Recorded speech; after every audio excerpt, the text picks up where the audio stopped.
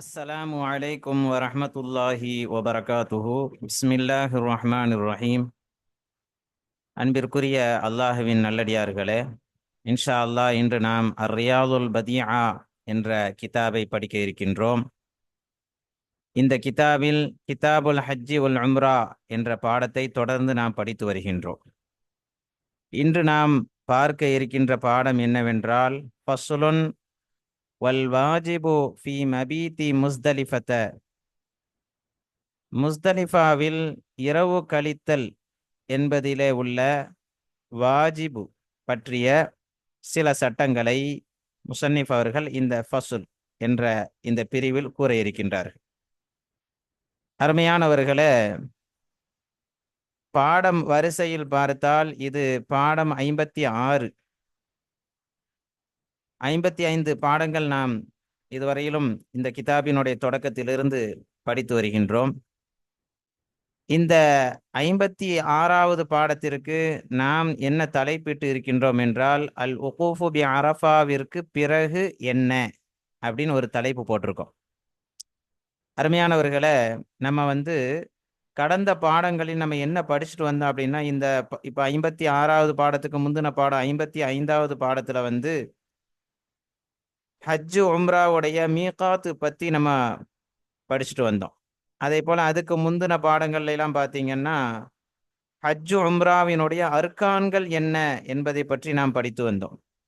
இப்படியே ஒரு சில பாடங்களை நாம் தொடர்ந்து படித்து வந்தோம். அப்போ இதில் ஒரு 4-5 பாடத்திற்கு முன்னால் பார்த்தீர்கள் என்றால், அதில் உகூஃபும் பி அரஃபாவுடைய சட்டத்தை பற்றி அங்கே முசன்னிப் அவர்கள் பேசியிருப்பார்கள். இந்த பாடம் அதனுடைய தொடர் தான். அப்போ இடையில சில முக்கியமான விஷயங்களை நமக்கு நூல் ஆசிரியர் அவர்கள் விளக்கம் கொடுத்து விட்டு இப்பொழுது மீண்டும் அந்த பாடத்தினுடைய தொடருக்கு முசன்னிப் அவர்கள் சென்று விட்டார்கள். அதாவது உகூஃபும் பி அரஃபா என்ற அந்த அமலை முடித்த பிறகு அடுத்து என்ன செய்யணும் அப்படின்னா, முஸ்தலிஃபாவில் இரவு கழிக்கணும். அப்போ அதை பற்றி தான் இந்த பாடத்தில் முசன்னிப் அவர்கள் பேச இருக்கின்றார்கள். அதனால தான் நம்ம என்ன தலைப்பிட்டிருக்கோம் அப்படின்னா, அல் உகூஃபு பி அரஃபாவிற்கு பிறகு என்ன என்று நாம் ஒரு தலைப்பிட்டு இருக்கின்றோம். இன்ஷா அல்லாஹ் இந்த பாடத்தினுடைய சுருக்கங்கள் குறித்து நாம் பார்த்துவிட்டு அடுத்து தொடர்ந்து இன்ஷா அல்லாஹ் நாம் கிதாபுடைய இபாரத்தை படிக்கலாம். வாருங்கள்.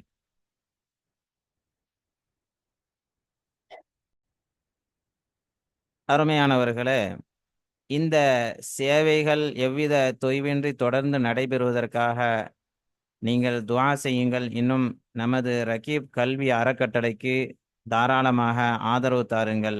நன்மையில் ஒன்று சேருவோம், முந்திக் கொள்வோம். இது போன்ற ஒவ்வொரு மார்க்கம் சார்ந்த கிதாபுகள் பாடமாக வீடியோவாக பதிவிட்டு ஒரு உயர்தர சேவையை நம்முடைய ரகீப் கல்வி அறக்கட்டளை செய்து வருகின்றது. இதற்காக நீங்கள் நன்கொடைகள் வழங்க விருப்பமுள்ளவர்கள் இந்த வங்கி கணக்கிற்கு நீங்கள் நன்கொடைகளை வழங்கவும். ரகீப் எஜுகேஷனல் ட்ரஸ்டுடைய QR கோடு இங்கே தரப்பட்டு இருக்கின்றது. இதை நீங்கள் ஸ்கேன் செய்தும் நீங்கள் நன்கொடைகளை வழங்கலாம். அல்லாஹ் ரப்புல் ஆலமீன் உங்களுக்கு பரக்கத்து செய்வானாக. ஆமீன். வாருங்கள், இப்பொழுது நாம் பாடச் சுருக்கத்தை பற்றி நாம் பார்க்கலாம். அருமையானவர்களே, உகூஃபும் பி அரஃபாவிற்கு பிறகு என்ன அப்படின்னா, உகூஃபும் பி அரஃபாவிற்கு பிறகு முஸ்தலிஃபாவிற்கு வர வேண்டும். ஹாஜிகள் எங்க வருவாங்க அப்படின்னு சொன்னா முஸ்தலிஃபாவுக்கு வருவாங்க. அப்ப அந்த முஸ்தலிஃபா சம்பந்தமான சில குறிப்புகளை நாம் இங்கே அறிந்து கொள்ள கடமைப்பட்டு இருக்கின்றோம். உதாரணமாக இங்க ஒரு படம் தரப்பட்டு இருக்கின்றது. இதுதான் அரஃபாவுடைய பகுதி என்றால் இது முஸ்தலிஃபா. முஸ்தலிஃபாவில் ஒரு பள்ளிவாசல் மாதிரி, ஏன்னா முஸ்தலிஃபாவுக்கு உள்ள போகும் பொழுதே உங்களுக்கு அல் மஷாருல் ஹராம் என்ற ஒரு பள்ளிவாசல் இருக்கும். அப்போ இந்த ரெண்டுக்கும் மத்தியில் உள்ள தொலை தூரம் என்ன அப்படின்னு சொன்னா கிட்டத்தட்ட ஒரு 6 கிலோமீட்டர் தொலை தூரம் உள்ளது. 6 கிலோமீட்டர் தொலை தூரம். இப்போ மினா அரஃபாவில் இருந்து ஹுஜ்ஜாஜிகள் எல்லோரும் முஸ்தலிஃபாவிற்கு செல்வார்கள். அருமையானவர்களை, இந்த முஸ்தலிஃபா என்பது சாலிசுல் மஷாயிரில் முகத்தஸா, பரிசுத்தமான இஸ்லாமிய முக்கியமான 3 அடையாள சின்னங்களில் இது ஒரு மூன்றாவது அடையாள சின்னமாக இருக்கின்றது. எப்படி என்றால், மினா என்பது ஒரு அடையாள சின்னம், அதே போல அரஃபா என்பது ஒரு முக்கியமான ஒரு அடையாள சின்னம். அதே போல இந்த முஸ்தலிஃபா என்பதும் ஒரு முக்கியமான ஒரு அடையாள சின்னமாக இருக்கின்றது. இந்த முஸ்தலிஃபாவில் ஹுஜ்ஜாஜிகள் இரவு கழிப்பார்கள். பஅத நஃப்ரத்திஹிம், அதாவது அவர்கள் உக்கூஃபும் பி அரஃபா என்ற அந்த காரியங்களை, அந்த அமலை முடித்ததற்கு பிறகு, மின் அரஃபாத், அரஃபாவுல இருந்து, சும்ம யுகீமூன ஃபீஹா, அதே போல இந்த முஸ்தலிஃபாவுல ஹுஜ்ஜாஜிகள் ஸலாத்தை அல் மக்ரிபி வல் இஷாஇ ஜம்அன் வ கஸ்ரன், மக்ரிப் இன்னும் இஷாவுடைய தொழுகையை இந்த முஸ்தலிஃபாவுல தான் ஜம்மு செய்வார்கள். அதுவும் கசர் செய்து தொழுவார்கள். இஷாவை வந்து என்ன செய்வாங்க, 2 ரக்காத்தாக தொழுகுவார்கள்.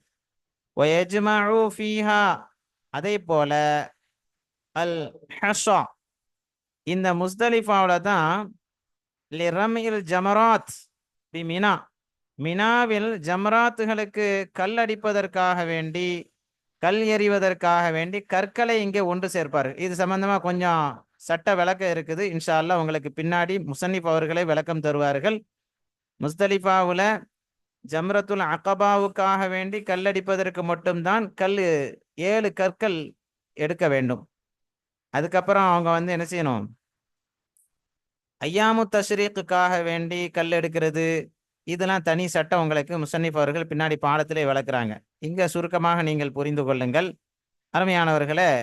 அடுத்து ويمكث فيها الحجاج حتى صباح اليوم التالي يوم عيد الأضحى, அதாவது ஈதுல் அல்ஹா என்ற அந்த 10வது நாள், பெருநாளுடைய நாள், அந்த பெருநாளுடைய நாளின் சுபுஹ் வரையிலும் ஹுஜ்ஜாஜிகள் என்ன செய்வாங்க, இங்க தங்குவார்கள். இந்த முஸ்தலிஃபால ஹாவுடைய தமீர் வந்து முஸ்தலிஃபாவின் பக்கம் வைத்துக் கொள்ளணும். லியுஃபீது பஅத ذلك இலா மினா, அதற்கு பிறகு அவர்கள் மினாவின் பக்கம் செல்ல வேண்டும். அதற்கு பிறகு மினாவுல செய்ய வேண்டிய அமல்கள் அவர்களுக்கு இருக்கிறது. ஹைர், அருமையானவர்களை, இங்க நம்ம தெரிந்து கொண்டது என்ன அப்படின்னா, முஸ்தலிஃபாவுல என்ன செய்யணும் அப்படிங்கிறத பத்தி சுருக்கமாக இங்கே நாம் தெரிந்து கொண்டோம். இந்த முஸ்தலிஃபாவுல இரவு தங்குதல் என்பதாகிறது வல் மபீத்து பி முஸ்தலிஃபத வாஜிபுன், இத பெரும்பான்மையான இமாம்களிடத்துல கருத்து ஒற்றுமையாக அனைவர்களுமே சொல்லுகின்றார்கள். இங்கே வந்து இரவு கழித்தல் என்பது வாஜிபாக இருக்கிறது. இது சுன்னத்தல்ல, வாஜிபு என்பதை நாம் கவனத்தில் கொள்ள வேண்டும். அப்போ வாஜிபான ஒரு அமல், இதுக்கு முன்னால வந்து உக்கூஃபும் பி அரஃபா என்ற அமலை முடித்து இருப்பார்கள். உக்கூஃபும் பி அரஃபா என்ற அமல் இருக்குத, அது வந்து ருக்குனு, இது வந்து வாஜிபு. மன் தரக்கஹு ஃபஅலைஹி கஃபாரத்துன், ஒரு வாஜிபை ஒருத்தர் விட்டுட்டார் அப்படின்னா அதற்கு கஃபாரா இருக்கின்றது, பரிகாரம் இருக்கின்றது. கஃபாராவை பற்றி எதையுமே நூல் ஆசிரியர் அவர்கள் இதுவரையிலும் இந்த ரியாதுல் பதியா என்ற கிதாபில் நமக்கு தெளிவுபடுத்தவில்லை. இன்ஷா அல்லாஹ் பின்னாடி நமக்கு தெளிவுபடுத்த இருக்கின்றார்கள். லினுசூலின் நாசி, அருமையானவர்களை, இங்க இருந்து சொல்ல வரக்கூடியது என்ன அப்படின்னா,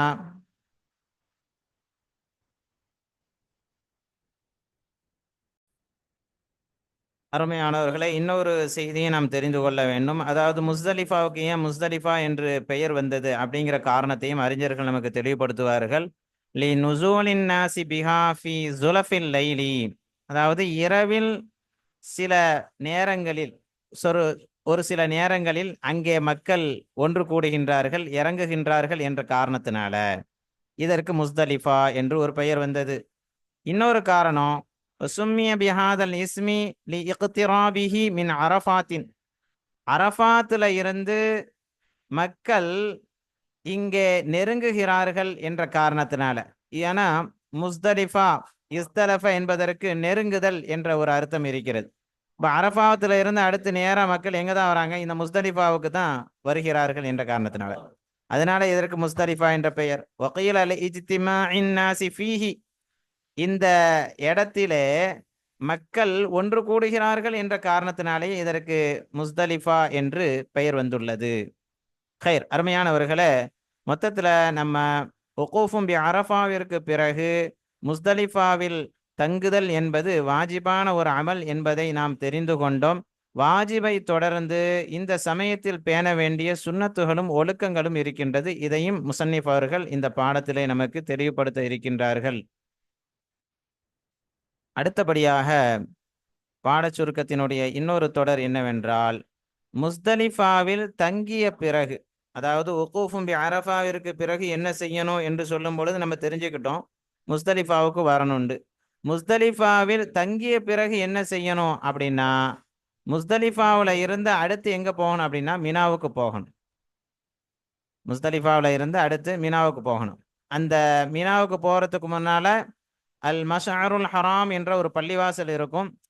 அங்கே வந்து ஒன்று கூடி அப்புறம் தான் என்ன செய்வாங்க, ஹுஜ்ஜாஜிகள் எல்லோரும் மினாவிற்கு கிளம்புவார்கள். முஸ்தலிஃபாவில் இருந்து மினாவுக்கு உள்ள தொலை தூரம் என்ன அப்படின்னா ஒரு 5 கிலோமீட்டர் தொலை தூரம் இருக்கின்றது. இந்த சமயத்தில் பேண வேண்டிய சுன்னத்துகளும் ஒழுக்கங்களையும் நாம் இன்ஷா அல்லாஹ் இந்த பாடத்திலே பார்க்க இருக்கின்றோம். வாருங்கள், இப்பொழுது நாம் பாடத்தை கவனிக்கலாம்.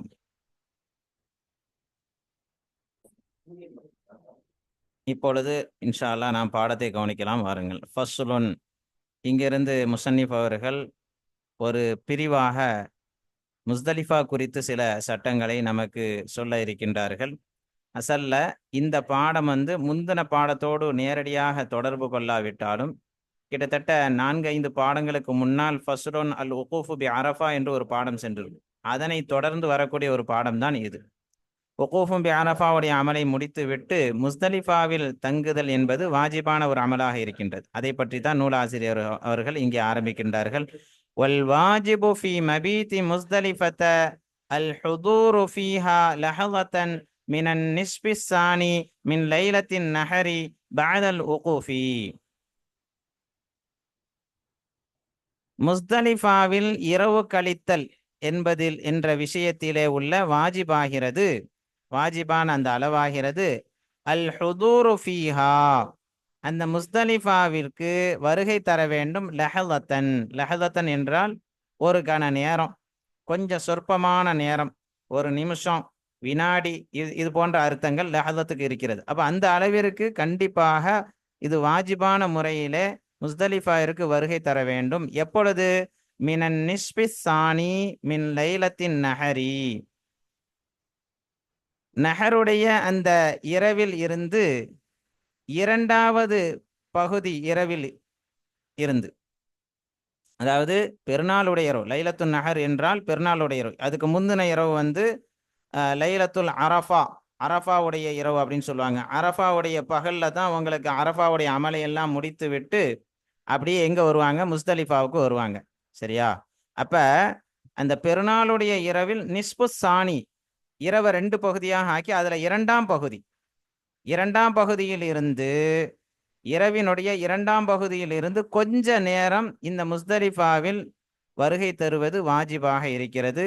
பஅதல் உக்கூஃபி, அதுவும் அந்த உக்கூஃபுக்கு பிறகு. உக்கூஃப்னா உக்கூஃபை கொண்டு கருத்து அல் உக்கூஃபும் பி அரஃபா, உக்கூஃபும் பி அரஃபாவுடைய அமலை முடித்த பிறகு பெருநாளுடைய இரவில் இருந்து 2ஆம் இரவு பகுதியில் கொஞ்ச நேரம் அந்த முஸ்தலிஃபாவிலே வருகை புரிதல், முஸ்தலிஃபாவில் இரவு கழித்தல் வாஜிபாக இருக்கிறது.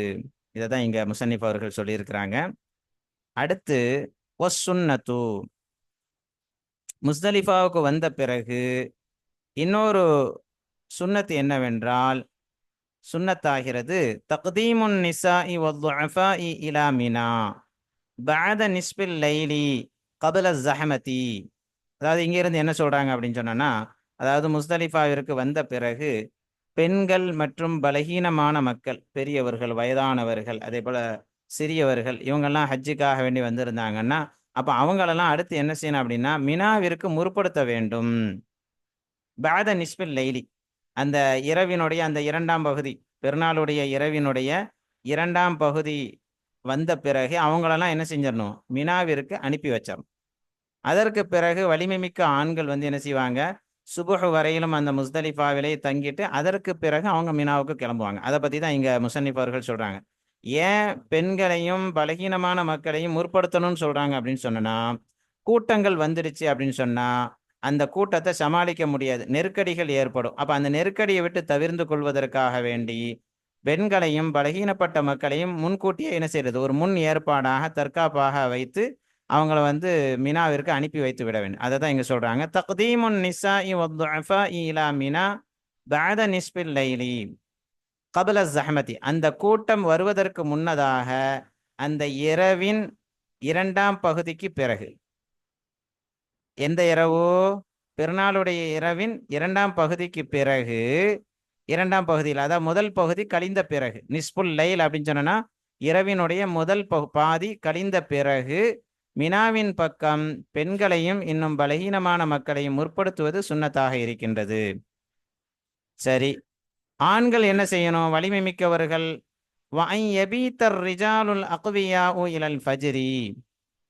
ஃபஜர் வரையிலும் சக்தி உள்ள ஆண்கள் முஸ்தலிஃபாவிலே இரவு கழிப்பதும் சுன்னத்தாக இருக்கிறது. இந்த வாவுடைய அத்துப் வந்து தக்தீமுன் நிசா என்பதுல முற்படுத்திக்கிட்டோம் அப்படின்னு என்பதுல வச்சோம் அப்படின்னா அந்த சுன்னத் என்பது மீண்டும் வரும்.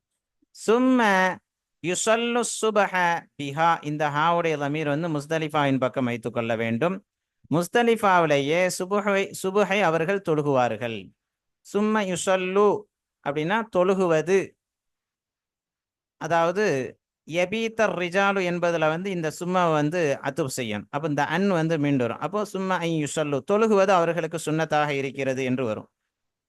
ஃபி அவ்வலில் வக்தி, ஆரம்ப நேரத்திலேயே, அதாவது சுபஹுடைய வக்து வந்த உடனே என்ன செஞ்சிடணும்? தொழுது விட வேண்டும். தொழுகுவது சுன்னத்தாக இருக்கிறது.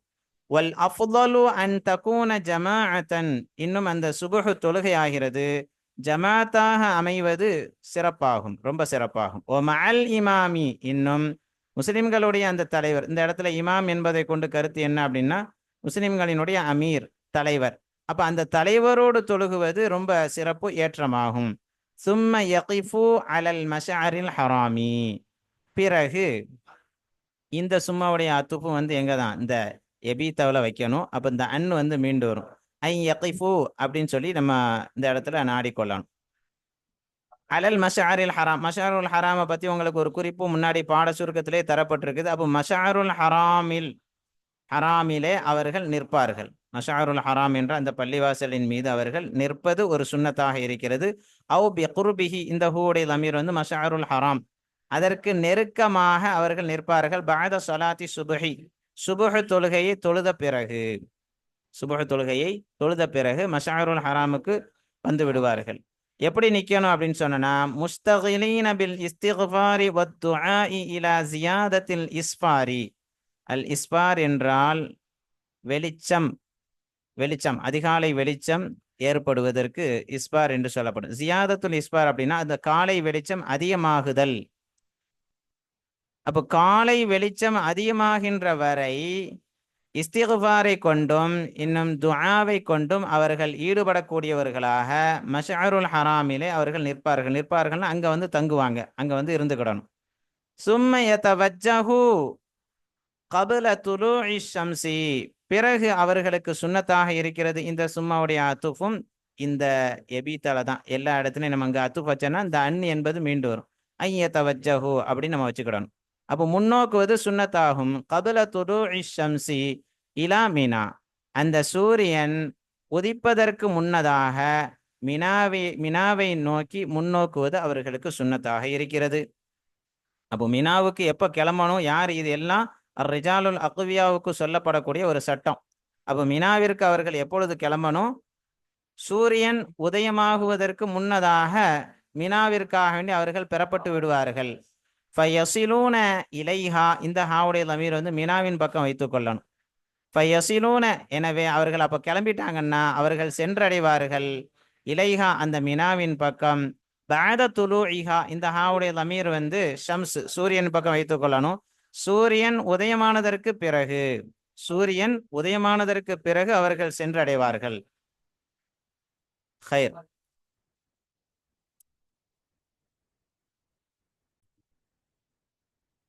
வஸ்ஸுன்னத்து, இங்கே இருந்து முஸன்னிஃப் அவர்கள் ஒரு சில சுன்னத்தான விஷயங்களை பற்றி நமக்கு தெளிவுபடுத்துகின்றார்கள். அதாவது முஸ்தலிஃபாவில் இருந்து மினாவிற்காக வேண்டி கிளம்புகின்ற பொழுது ஹுஜ்ஜாஜிகளாகிய அந்த ஹாஜிமார்கள் முஸ்தலிஃபாவிலேயே ஒரு 7 பொடி கற்களை எடுத்துக்கொள்வார்கள். எதற்காக வேண்டி?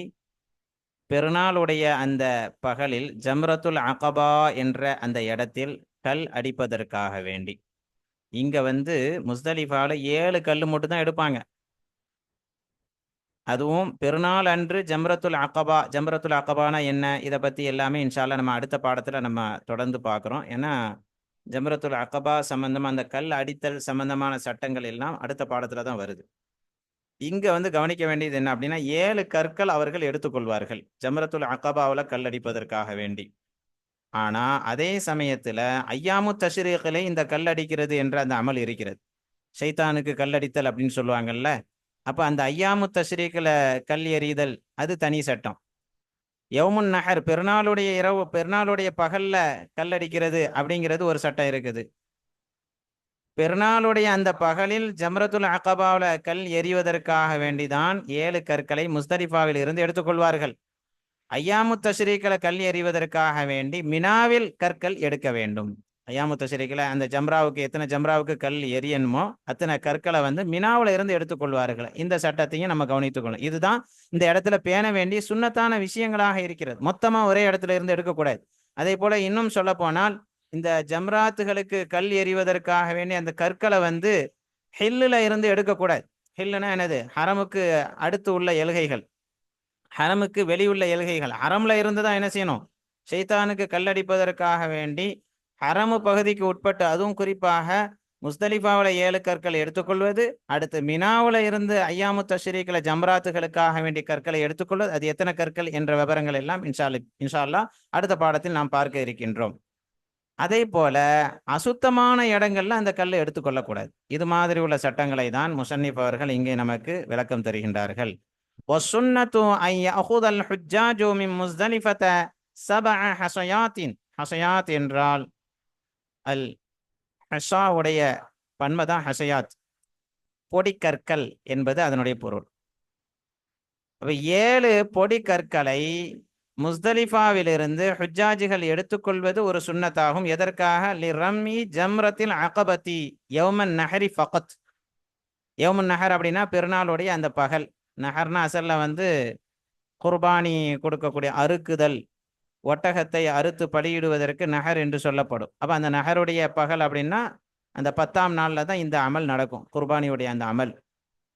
இப்போ யௌமுன் நஹரில் ஜம்ரத்துல் அகபா. ஜம்ரத்துல் அகபா என்றால் இது வந்து ஒரு இடத்தினுடைய பெயர்.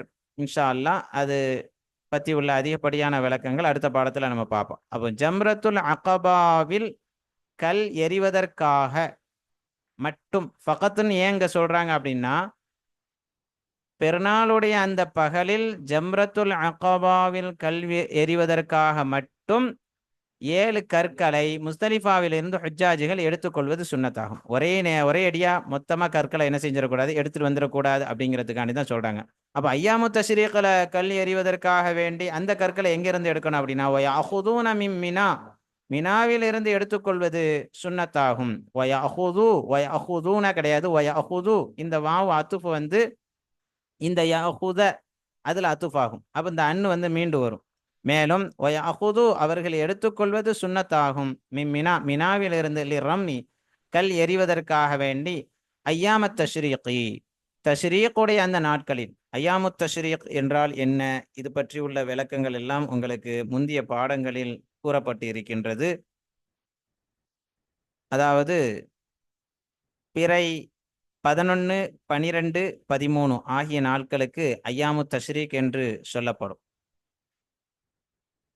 வயுக்ரஹு அஹ்துல் ஜிமாரி மினல் ஹில்லி.